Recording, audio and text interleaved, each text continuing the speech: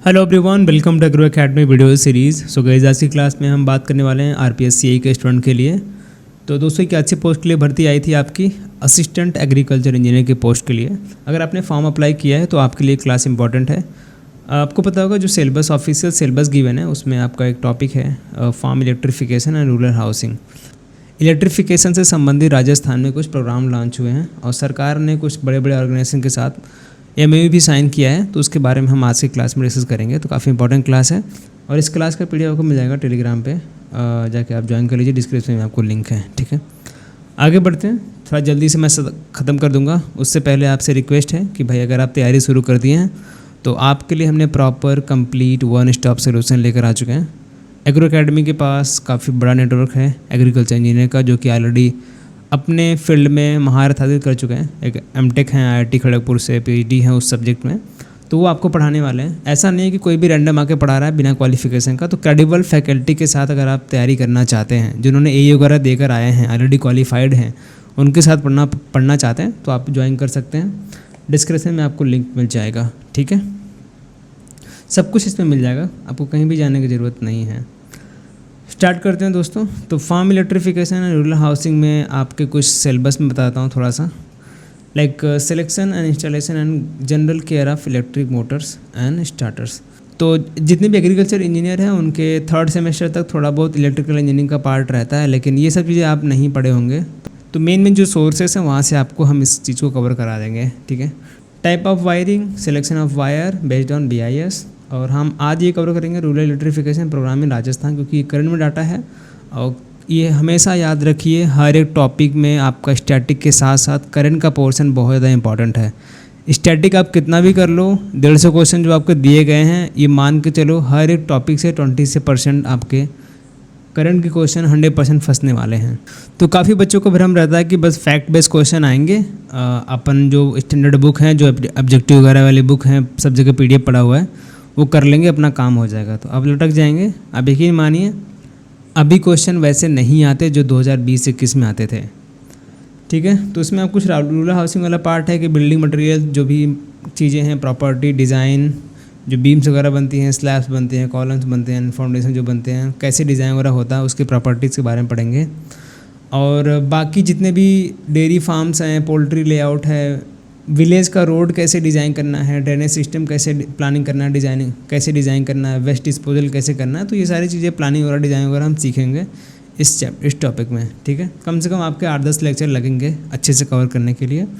तो आज हम ये कवर करते हैं। इसमें भी कुछ चीज़ें अपडेट होती हैं आगे चल के, तो मैं भी आपको करा दूँगा। तो रूरल इलेक्ट्रिफिकेशन इन इंडिया, तो कुछ स्कीम हैं गवर्नमेंट की। लाइक पहली आपका दीनदयाल उपाध्याय ग्राम ज्योति योजना, DDU-GJY। कब लॉन्च हुआ था ये आपको याद रखना, डेट कब लॉन्च हुआ था आपका, दिसंबर 2014, ठीक है। और क्या क्या मेन ऑब्जेक्टिव है, electrification of all unelectrified area villages. 2011 का जो सेंसस आया था उसके अकॉर्डिंग में बताया गया कि इस स्कीम के अंडर में जितने भी आपके अनइलेक्ट्रीफाइड विलेजेस हैं, जो कि काफ़ी रिमोट एरिया में हैं, वहाँ तक बिजली पहुँचानी है। Strengthen the sub transmission and distribution of infrastructure in rural areas. तो मेन चीज़ वो इसी पे काम कर रही है। ग्राम ज्योति योजना से नाम से क्लियर हो रहा है कि जो ऐसे ऐसे विलेजेस हैं इंडिया में जहाँ तक बिजली नहीं पहुँची है, वहाँ तक ध्यान को इनको काम करना है, ठीक है। उसके बाद दूसरी स्कीम जो है आपकी जो रूरल इलेक्ट्रिफिकेशन पे काम कर रही है, प्रधानमंत्री सहज बिजली हर घर योजना, ठीक है। सौभाग्य, जिसको हम याद रख सकते हैं इस नाम से। लॉन्च कब हुआ था, 2017 में, अक्टूबर 2017 में। ये डेट इंपॉर्टेंट है आपके लिए। मेन एम याद रखना, यूनिवर्सल हाउस होल्ड इलेक्ट्रिफिकेशन। क्या इंश्योर करना है इसमें कि रूरल एरिया और अर्बन, जो भी पुअर अर्बन एरियाज़ हैं, जो भी हाउस होल्ड हैं, उनको इलेक्ट्रिसिटी का एक्सेस मिल पाए। ये मेन एम है इस स्कीम का। क्या क्या कुछ अचीवमेंट है स्कीम के बारे में देख लेते हैं। अभी तक 31 मार्च 2019 तक इन्होंने बोला है कि हमने सारे हाउस होल्ड कवर कर लिए हैं, एक्सेप्ट कुछ हाउस होल्ड हैं जो कि लाइट वेव इलेक्ट्रॉनिक्स के अंदर में आते हैं। लाइक कुछ ऐसे अफेक्टेड एरियाज़ हैं छत्तीसगढ़ में जहाँ तक अभी तक नहीं पहुँच पाए हैं। कुछ ये हैं आपके नंबर ऑफ हाउसेस, ये नंबर नहीं पूछा आएगा। बाकी बाद में इन्होंने अलग अलग स्टेट में, आप नाम 7 स्टेट का देख सकते हैं, यहाँ पे भी इन्होंने आइडेंटिफाई किया है 19.09 लाख एडिशनल हाउस होल्ड को और वहाँ तक बिजली पहुँचाने का काम किया है। ठीक है, तो इतने इफेक्टेड एरिया यहाँ पे मिल गए हैं और 19 lakh something additional house hold इन्होंने यहाँ पे आइडेंटिफाई किया इन 7 स्टेट में और 2021 तक इन्होंने इन सभी चीज़ों को इलेक्ट्रीफाइड भी कर दिया है इस स्कीम के अंडर में। ठीक है, a total of 2.817 crore household has been electrified under Saubhagya. तो ये नंबर याद रख सकते हैं, इंपॉर्टेंट है।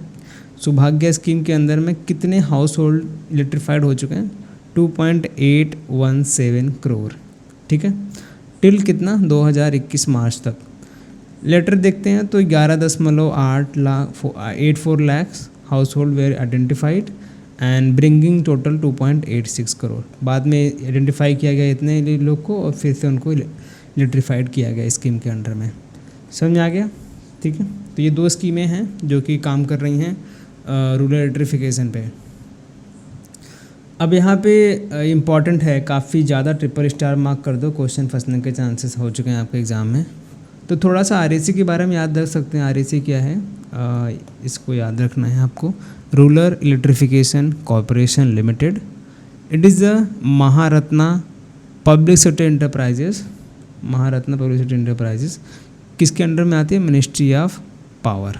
ठीक है, क्या प्रोवाइड कराती है? अगर पूछे यार ये REC करती क्या है, तो ये फाइनेंशियल असिस्टेंस प्रोवाइड कराते हैं पावर सेक्टर और नॉन पावर सेक्टर। जैसे कि आपका इंफ्रास्ट्रक्चर वगैरह कहीं से बन रहा है, रोड बन रहा है, रेलवे का पटरी बन रही है, पोर्ट्स बन रहा है, तो उसके लिए ये फाइनेंशियल असिस्टेंस प्रोवाइड कराते हैं, जितने भी पावर सेक्टर हैं और नॉन पावर सेक्टर हैं। तो RBI के साथ रजिस्टर्ड है और NBFC के साथ रजिस्टर्ड है, जहाँ से फाइनेंस वगैरह मिल जाता है। ठीक है, कंपनी का नेटवर्थ आप देख सकते हैं, काफ़ी बड़ी कंपनी है, छोटी मोटी कंपनी नहीं है। अब कुछ हाइलाइट्स देख लेते हैं दोस्तों, जो आपका राजस्थान गवर्नमेंट ने और REC ने MOU साइन किया है, उसके कुछ हाईलाइट हैं। जैसे कि REC limited and government of Rajasthan के बीच में ये MOU साइन हुआ है। लोकेशन क्या था? जयपुर। डेट क्या थी? याद रखना। लोन कमिटेड इतना 20,000 करोड़ रुपए annually for the 6 year. Main purpose क्या है इस MOU साइन करने का? MOU मतलब होता है मेमोरेंडम ऑफ अंडरस्टैंडिंग, कि दोनों राजस्थान गवर्नमेंट और ये ऑर्गेनाइजेशन मिलके जो पावर सेक्टर है और नॉन पावर सेक्टर है उनको थोड़ा सा हम इम्प्रूव कर पाएँ, उनको बढ़ावा दे पाएँ। मेन पर्पस क्या है? Financing the power and non power infrastructure project in Rajasthan. ठीक है, तो राजस्थान का एग्ज़ाम है, उनकी स्कीमें आपको पता होनी चाहिए, ये आप याद रख सकते हैं। ठीक है, तो ये इंपॉर्टेंट है, ट्रिपल स्टार मार्क कर लो। तो कुछ मेजर इंफ्रास्ट्रक्चर सेक्टर कवर हुआ है इसमें, जैसे कि आपका power generation, transmission and distribution sector, renewable energy and non renewable like battery storage, green hydrology, roads, highways, metro, airports and ports. ठीक है, oil refinery, steels and industrial infrastructure, IT, digital infrastructure, fibre optic and telecom, health, education and tourism sector. तो ये सारी चीज़ें इसमें covered होने वाली हैं, तो ये चीज़ें याद रखना है। ठीक है, तो ये कुछ इंपॉर्टेंट चीज़ें थी जो करंट में थी, मैंने आपको समझा दिया। इसके बाद है क्लासेस आपके PYQ से स्टार्ट कर रहे हैं शिवपाल सर। तो चैनल पे जो लोग नए हैं, चैनल को सब्सक्राइब कर लें। जितने भी RPSC के स्टूडेंट हैं, आप चाहे जहाँ से आए हैं, हमने अपने फॉर्म भरा है, कहीं से भी हैं, तो डेली क्लासेस आपको मिलती रहेंगी। और पोर्टल पे हमने डेली आपके लिए क्विज़ बना दिया है, तो आप जाकर उसको भी अटेंड कर सकते हैं। तो इस क्लास के बाद आपको शेड्यूल है आपका शिवपाल सर की क्लास, उसको भी मिस ना करें, थोड़ी देर में आपको लाइव हो जाएगा यूट्यूब पे। So thanks for watching. मिलेंगे नेक्स्ट क्लास में। कोई भी डाउट वगैरह होता है हमें आप डायरेक्टली DM कर सकते हैं, या फिर आप डायरेक्टली व्हाट्सअप कर सकते हैं इस नंबर पे 9766033953। ठीक है।